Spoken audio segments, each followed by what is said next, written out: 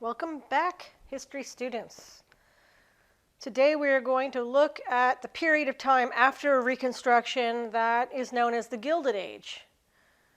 Now, one thing I want to mention is that the Gilded Age overlaps with another time period we call the Progressive Era, which I'm going to get to in a later video. So they kind of overlap each other, the Gilded Age and the Progressive Era.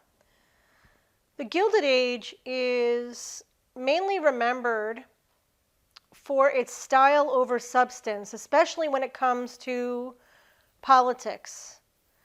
The name The Gilded Age came from a book published by the author Mark Twain and Charles Warner. And the book was titled The Gilded Age. And the book focused on the power of money, political corruption, the division of social classes, and the division of races in America in this time period, post-Civil War. The term the Gilded Age relates to this term style over substance. In other words, both parties, the Democrats and the Republican parties, were more interested in their appearance than the actual issues of the time. It was all superficial, what the two parties were focused on. And everybody seemed to be focused on superficial things, but not really looking at the true problems that our country was facing in these years. Now, the Gilded Age politics I put on the outline was very boring because both the Republican and the Democratic parties were pretty much split in terms of support. And even Congress was divided between the two parties. The Democrats held a majority of seats in the House of Representatives, and the Republicans held a majority of seats in the Senate.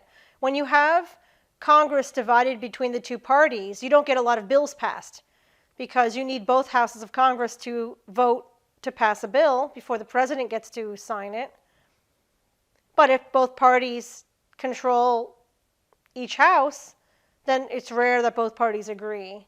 So the laws that were passed during the Gilded Age were vague. They weren't that effective. And politics is pretty boring during this time period. The other thing is both the Democrats and the Republican parties tend to have similarities that also added to this boring politics period.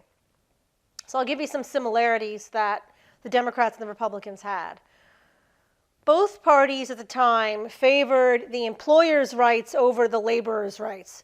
They were more concerned with the corporations and the businesses succeeding, not the plight of the working class poor.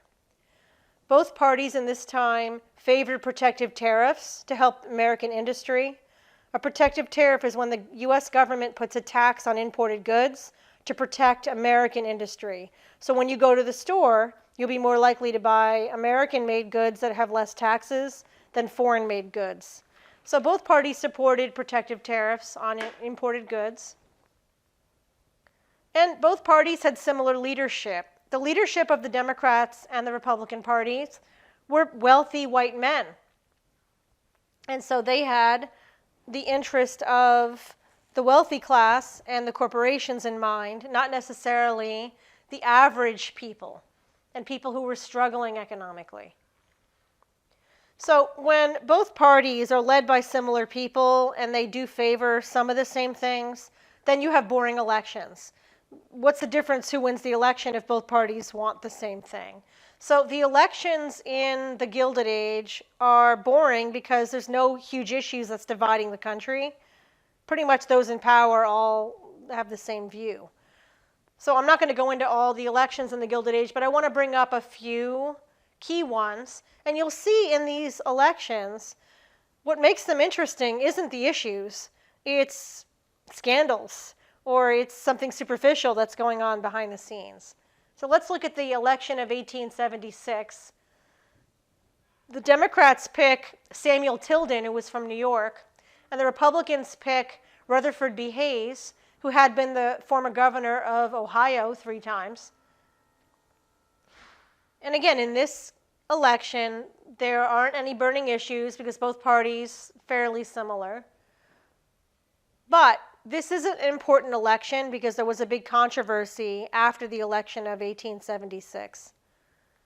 There were 3 states, Florida, South Carolina, and Louisiana, where rival election boards sent in different results.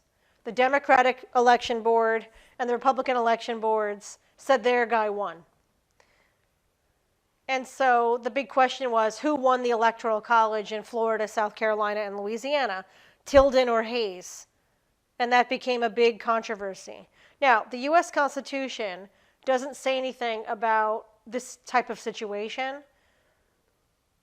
So the House of Representatives set up a special commission to decide who won the election in those 3 states. And this electoral commission had 15 people on it. 5 people from the House of Representatives, 5 people from the U.S. Senate, and 5 people from the U.S. Supreme Court. So 15 people, 5 from the House, 5 from the Senate, 5 from the Supreme Court. Now, the majority of those 15 people were Republicans. So who do you think they thought won the election? The Republican candidate, Hayes, Rutherford B. Hayes.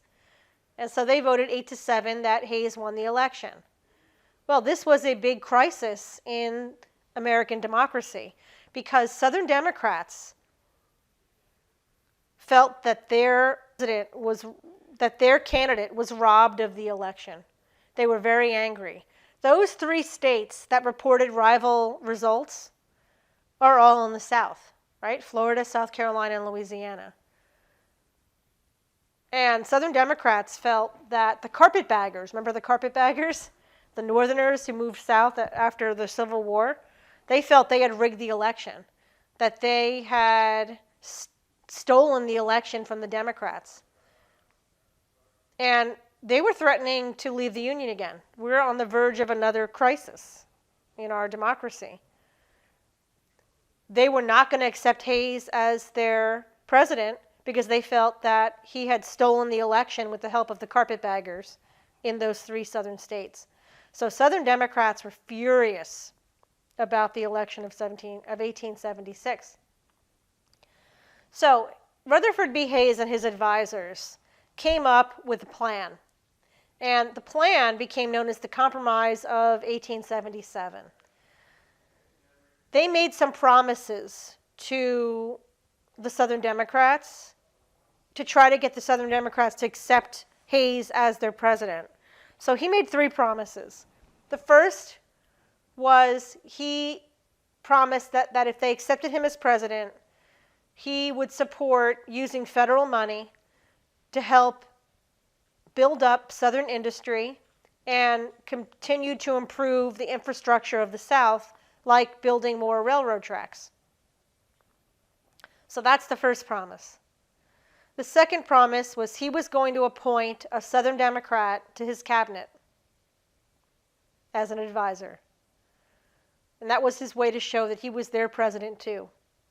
But the third promise had the longest lasting impact. He agreed to end Reconstruction and remove all the federal troops from the southern states.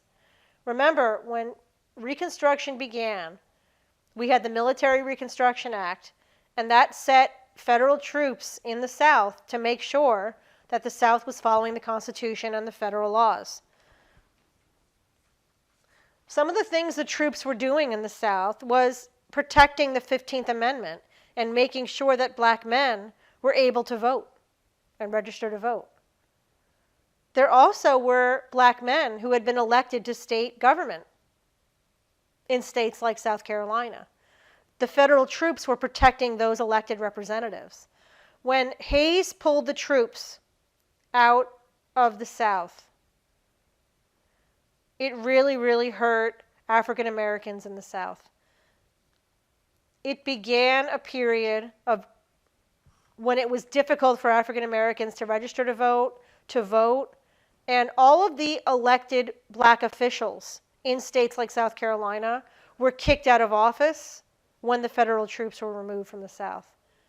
Because white leaders in the South felt they were not legitimate politicians. And we're going to enter into a period where African Americans vote in small numbers in the South no longer can hold public office. And so it ends up becoming what had been a hopeful time when African American men were enjoying their right to vote for the first time and even representing the government. It's going to end up becoming a period of disenfranchisement and discrimination. So that's how the Reconstruction period ended over this Compromise of 1877. But the Southern Democrats do accept Hayes as their president. They don't leave the Union, and the crisis is averted. But that does officially end the Reconstruction period. In the Gilded Age, there were Americans who felt neither party represented them well, especially poor laborers and poor farmers. And so there were Americans who decided to form their own parties during this time period because they didn't feel like either party represented them. And a good example of a third party that was created in 1891 is known as the Populist Party, which was nicknamed the People's Party because it was supposed to represent the common people. And it was originally created by farmers from the South and West who felt the Democrats and Republicans never supported them, didn't care about them. But they did appeal to the working class poor because there weren't enough farmers to make a dent in the national politics, All right, so what did the Populist Party want? What did the People's Party want? Well, they obviously favored the government giving more aid to farmers. They also wanted the government to aid the working class. They wanted the government to give people more power in government and more say, especially in local and state government. They wanted safer working conditions for the working class. They wanted laws to end things like child labor, which was legal during this time. And in 1892, the Populist Party held its first national convention, and they nominated a man named James Weaver, who was a champion of farmers' rights, to run for president. So in the election of 1892, we have James Weaver running against the Republican candidate, Benjamin Harrison, who had been president in 1888 and elected president in 1888. And the Democratic Party renominated Grover Cleveland, who had been elected in 1884 and then lost re-election in 1888 to Benjamin Harrison. Cleveland ended up winning the election. James Weaver did not have enough votes and support to go up against the Republicans and the Democrats. So in Grover Cleveland's second term as president in 1893, we have a lot of problems facing the country. We have a lot of labor unrest and labor strikes because laborers were demanding the government pass laws to protect them. We have an economic recession in the 1890s that's weakening the economy. We have farmers struggling economically in the 1890s, partly because of the recession. And we have racism and the legalization of racial segregation. So I want to talk about the Supreme Court case that legalized racial segregation. It's a famous case known as Plessy versus Ferguson in 1896. The Supreme Court was looking at whether or not it's legal to segregate railroad cars, have a black-only railroad car and a white-only railroad car. Because there were people who were challenging that in the courts, who were saying, there were African Americans who were suing the railroads, saying that forcing them to ride in the black-only car, which usually wasn't as nice as the white-only car, was violating their 14th Amendment rights to be treated equally under the law. So the Supreme Court took up this issue in the Plessy versus Ferguson case, and they ruled that it is okay to have segregation based on race in public facilities as long as the accommodations are separate but equal. That's the key term you have to remember with Plessy versus Ferguson. But equal is the famous phrase that comes out of this court case. What that ruling means is that the railroads can have separate cars for passengers, one for black only passengers, one for white only passengers, as long as they are identical cars. You can't have a luxurious, beautiful, lush car for white passengers and a cargo car with boxes to sit on for black passengers. That would violate Plessy versus Ferguson. But if you have two identical cars, then it is legal to require white passengers sit separately from black passengers.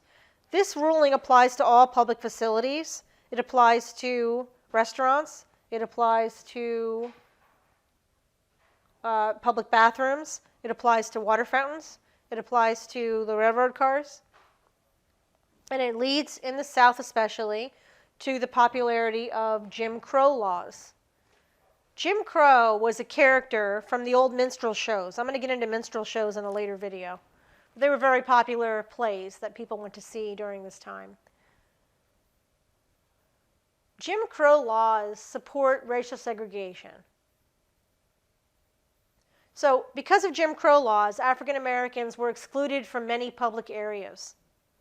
So, Jim Crow laws said that it was legal to have a separate water fountain for black patrons and a separate water fountain for white patrons. That would be legal under Plessy versus Ferguson. Now, what African Americans realized very quickly was that separate but equal wasn't always put into practice. The place where it was the most concerning was public schools. Public schools come under the Plessy versus Ferguson ruling because they are public facilities. So under Plessy versus Ferguson, school districts could have separate schools, one for white children only and one for black children only. And the reason this became a problem is because many school districts, especially in the South, were funneling all the money into the white schools and neglecting to fund the black schools. And that became a big problem. As I always tell my students, education impacts many things in life, right? The education you get is the foundation for your future. If you have a poor education, it impacts the job you can get, it impacts where you live, it impacts the food you eat, it impacts the health care you have access to, it impacts many different things in your life. So many African Americans realized that without a good education for their children are going to have difficulties succeeding in the future because it's the foundation of your future. And so we have the beginning of the modern civil rights movement in what's called the Progressive Era, which the Progressive Era begins about 1890s. We're going to be seeing the beginning of the civil rights movement to fight Jim Crow laws. I'm going to be getting into that when we get to the Progressive Era in a later video. But I want you to know that this was a big problem, was segregation and especially the inequality of public education for African Americans. By the election of 1896, we have more issues in this country to debate. And really, the election of 1896 is the first interesting election in the Gilded Age. By the election of 1896, there are real issues that both parties are looking at, and we start to see both parties diverge in their agenda, in their goals. In the election of 1896, the Democrats nominate William Jennings Bryan, who was a 36-year-old congressman from Nebraska. The Republicans pick William McKinley of Ohio, and the big issue becomes free silver versus the gold standard. So let's talk about what is the gold standard versus free silver. I'm going to start with free silver. Free silver was something that was popular with the Populist Party, Remember, the Populist Party was founded by farmers.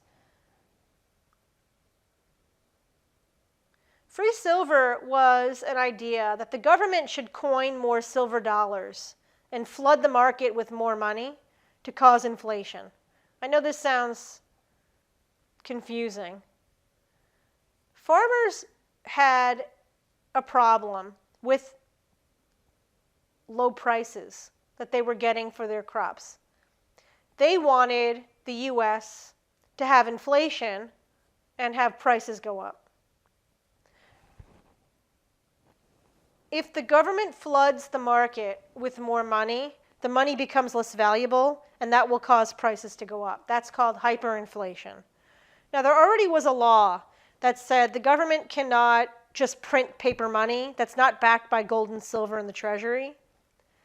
But there was no law regarding coins. So the idea of free silver was that the farmers wanted the government to just make coins that weren't backed by gold or silver in the Treasury and weren't worth a lot, and just flood the market with coins to cause the US dollar to be worth less, and that would cause hyperinflation or inflation, prices to go up. So I want to mention this for a minute. Let's talk about hyperinflation and just randomly printing money or putting money into the market to devalue it. It's never a good idea for the government to just put worthless money into circulation. Money needs to have value to it, okay?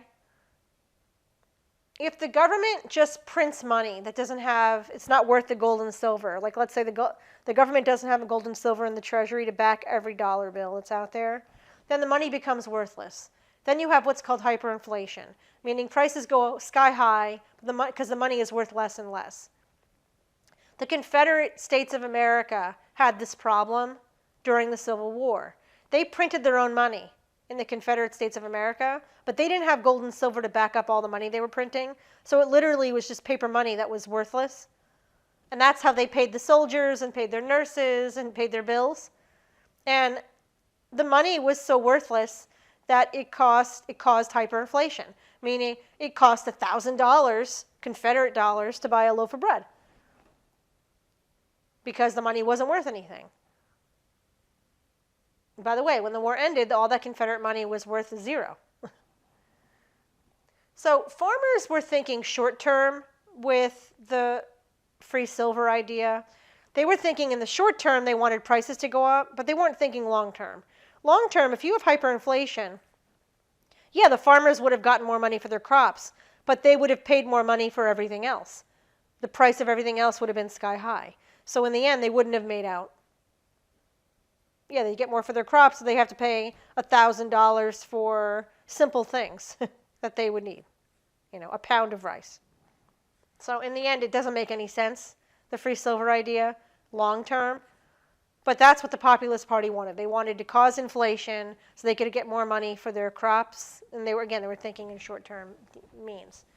Now, William Jennings Bryan adopted the free silver idea. And so the Populists decided to vote for Bryan.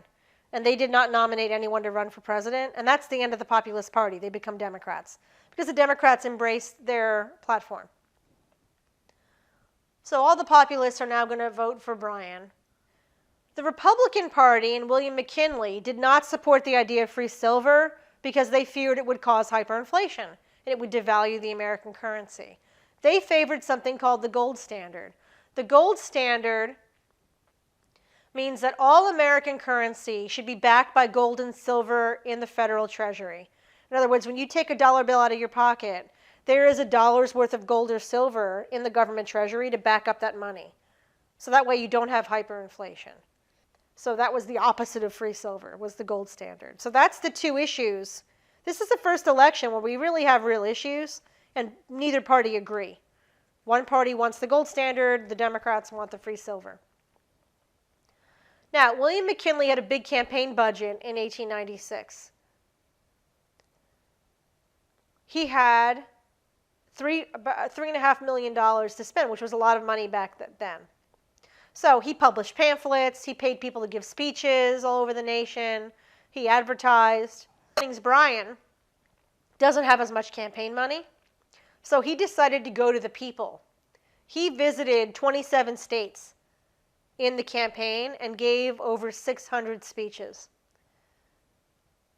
He decided to go to the people and meet as many voters as he could. But in the end, McKinley wins the election, and part of it is the fact that even some Democrats favored the gold standard because they feared hyperinflation could hurt the economy. So that's the end of the Populist Party. The Populist Party remained part of the Democratic Party. They don't come back after this election.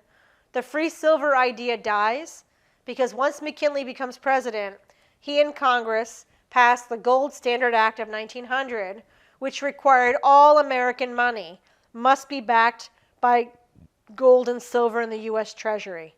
And that protects the value of American money. Now, students always ask me, are we on the gold standard today? Does every dollar I have in my pocket, do we have money in the Treasury to back up that dollar? No.